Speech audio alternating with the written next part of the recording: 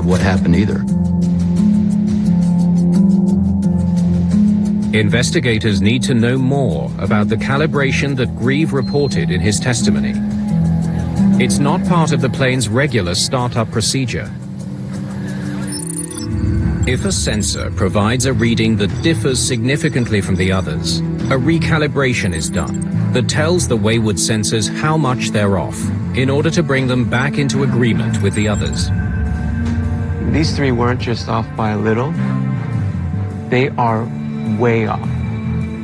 And they need a very big adjustment to get them in line with the rest. And we're not sure why, sir. 100 knots.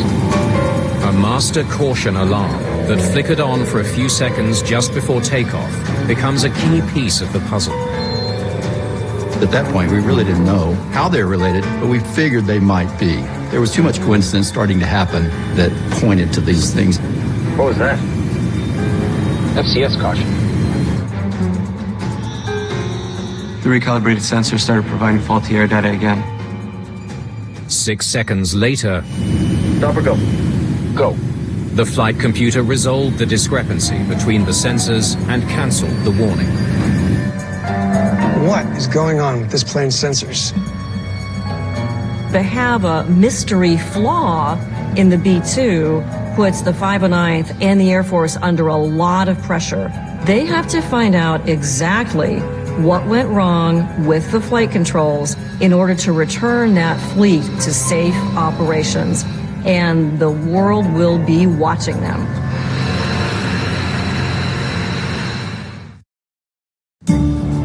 Okay, so let's start at the top. Why the need to recalibrate in the first place? It was a procedure that a lot of pilots had never seen and maintainers didn't do very often. Investigators look for any abnormalities in the mission that might have had an effect on the B-2's sensors. Huh. So, they got delayed by a day. What had happened was Whiteman Air Force Base in Missouri had a severe snowstorm. It was snowing quite heavily, visibility was near zero. So what we did is we delayed the mission to come home 24 hours. Spirit of Kansas was left on the tarmac while the pilots waited to resume their mission. Okay. So the jet was left outside for 24 hours because of the delay. So what? Check the weather. Second to last page.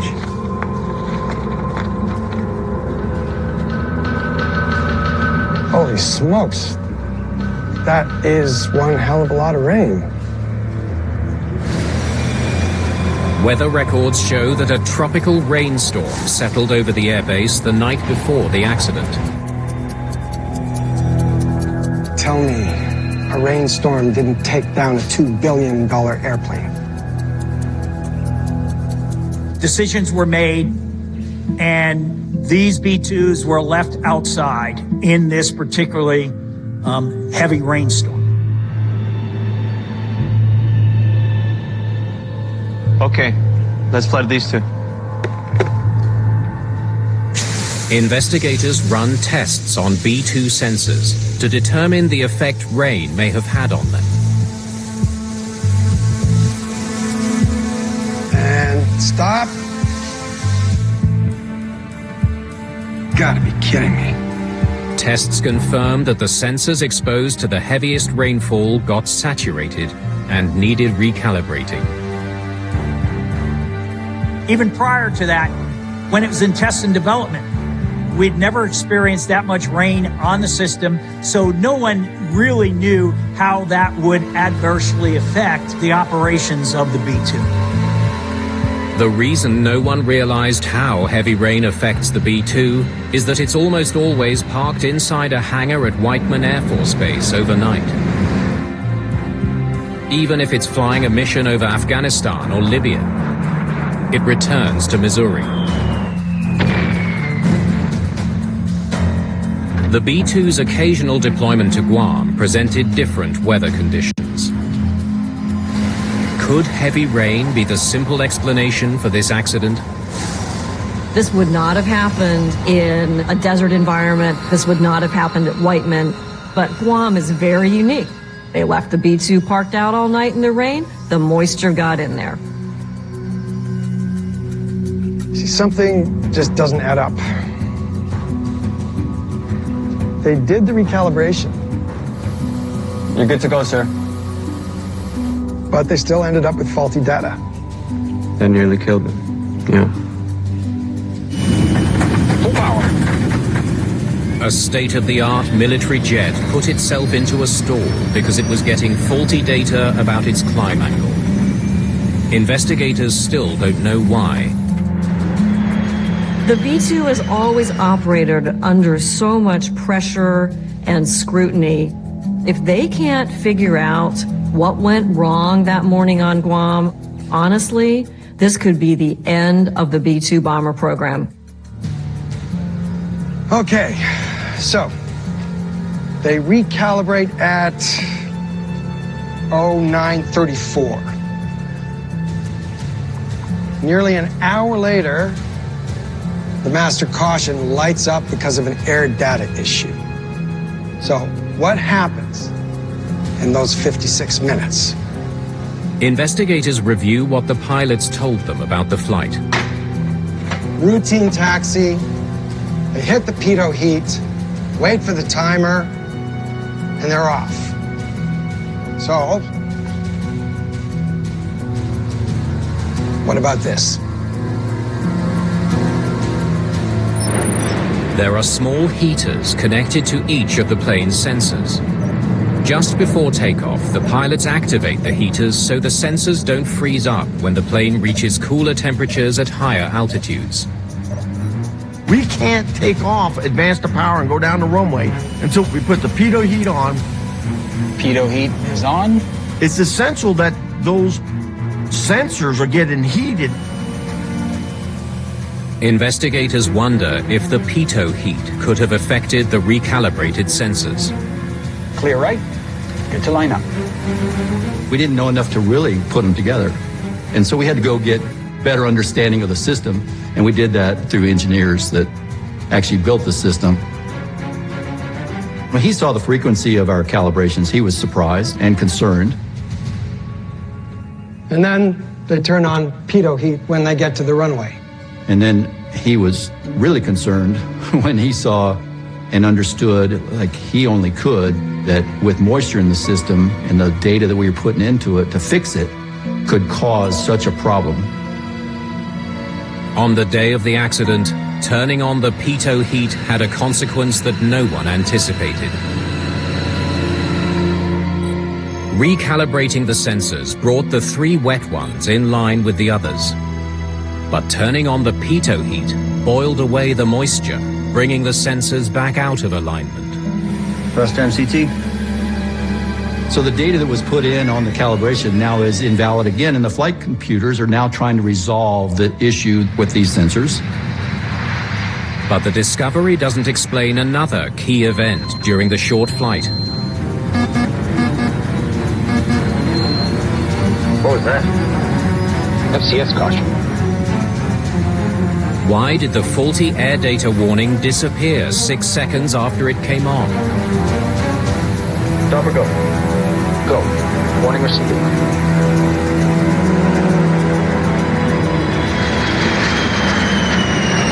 Brain Games is back with a brand new format. Welcome to Brain Games on the Road. 2 teams go head-to-head in an epic battle of the brains. That was a little tricky. Go. Hurry. Get it up here, put it down. Correct. For a chance to take home the coveted Brain Games trophy. Good one. Brain Games on the road. Same day as the U.S. Saturdays at 9 a.m. and 9 p.m. New to National Geographic. Our biggest rival has been Mother Nature. Let's get in before the storm. Forward. Oh my God. This is what I live for. I'm going to will it to the finish line. Yes. We're going to find out who the real king of the South is. Wicked Tuna, North versus South. Sunday nights at 9. New to National Geographic.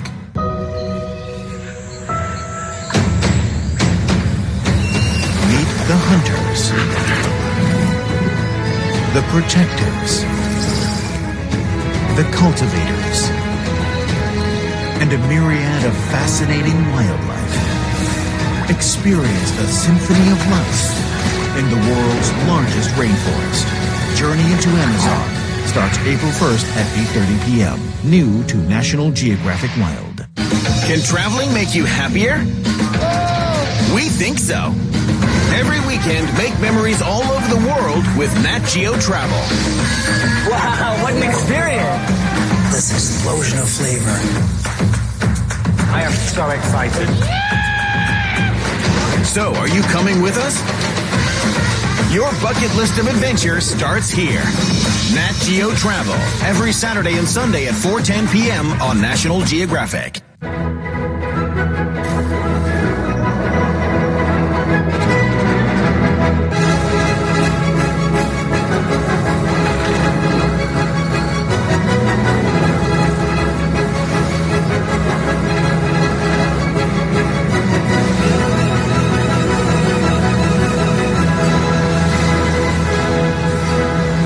Super Ships, Giants of the Seas, April 5th at 9 p.m. New to National Geographic. It's seconds from takeoff. U.S. Air Force investigators look into the logic guiding the B-2's flight computer. So it has to make a choice. The flight data computer needs a solution. And what we mean by that is it can't spend even a second or a millisecond wondering where it is and what needs to be done. The B-2's flight computer is constantly receiving 4 separate data streams from all 24 sensors. If there's a discrepancy in the values of those channels, the computer is programmed to select any 2 of the channels to proceed. It just chose wrong. Yeah, we should fix that. Now it's voting as to throw out bad data, what they think is bad data, keep the good data, and it resolves the issue. The light goes away, the flight computers are now good to go, and so the pilots are now, okay, well that must just been a glitch, let's keep going. Stop or go. Go. Warning rescinded. The flight computer chose the 2 channels that included the faulty sensor data. 145, rotate. 12 seconds later, the plane pitched up abnormally because of the faulty air data readings. Once they rotated the aircraft on speed, as they thought, and left the ground, they were along for the ride at that point. But if recalibrating the plane's sensors before turning on the pitot heat can be catastrophic, why was that the official procedure? So hardly any at all then. Investigators learned that recalibrations are rarely done while the B-2 is at its home base in Missouri. But during a deployment in Guam in 2006, maintenance personnel were performing frequent recalibrations. Yeah, copy that. I'm on my way. They knew there was a challenge, but they didn't know what it was. And they did speculate that because of the weather in Guam, raining a lot more than at home, that it might be an issue of moisture. Technicians in Guam spoke to an engineer in the US who suggested a procedure to remedy the frequent air data calibrations. Yeah, then we have to do an onboard recalibration. And they were able to talk to an engineer that said, well, before you do a data calibration, try turning on the pitot heat and burning that water out of the system and see if that'll take care of it. Haven't tried that. Good idea, though. The technician passed on the suggestion to the B-2 pilots in Guam. Try turning on your pitot heat for 40 seconds instead. Copy. Apparently that should do it.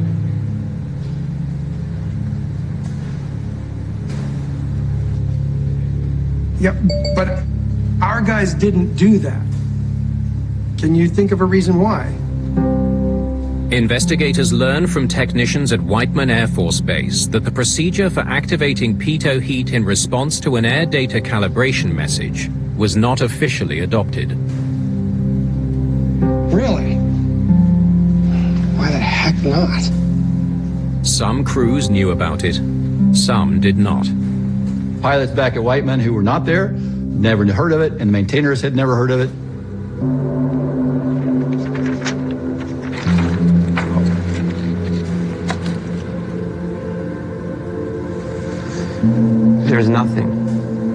There's nothing anywhere about using pitot heat when a calibration message appears.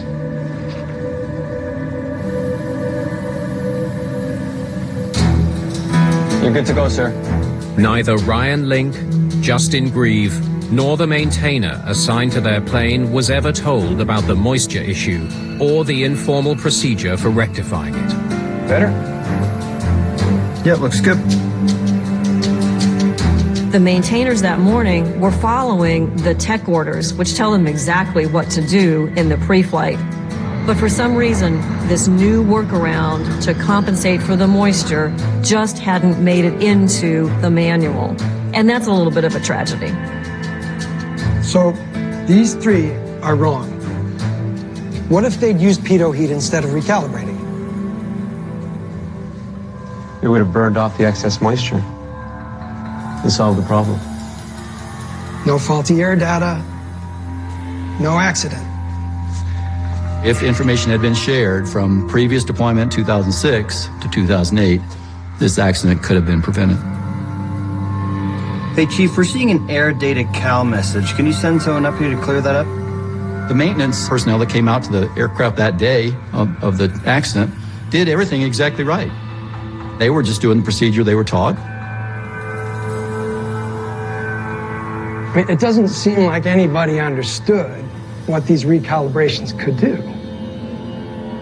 The investigation has uncovered a catastrophic gap in the B-2 crew's understanding of the link between calibrating sensors and flight controls. 145, rotate. There's no way a pilot or a maintainer would understand the system well enough to realize what could have happened when they did that data calibration. That lack of understanding left the crew of Spirit of Kansas vulnerable to the effects of the faulty data. Investigators now wonder if there was something the pilots could have done to save their plane.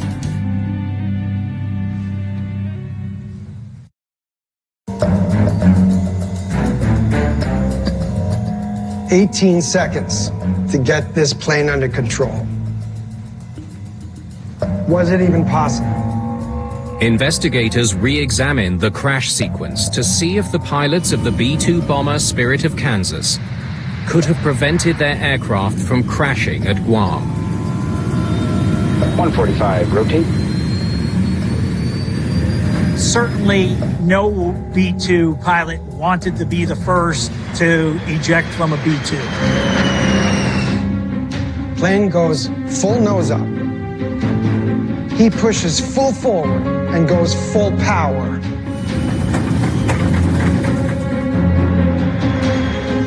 Plane starts yawing and rolling left. He applies right stick. He's fighting. Investigators determined that Major Link took the correct action to save the B-2 bomber. But because of its low altitude and slow speed, disaster was unavoidable. Ultimately, this was a no-win situation for the crew. As we determined with hundreds and hundreds of simulations afterwards, no one could have flown this aircraft out of that situation. The data also shows just how close the pilots came to losing their lives.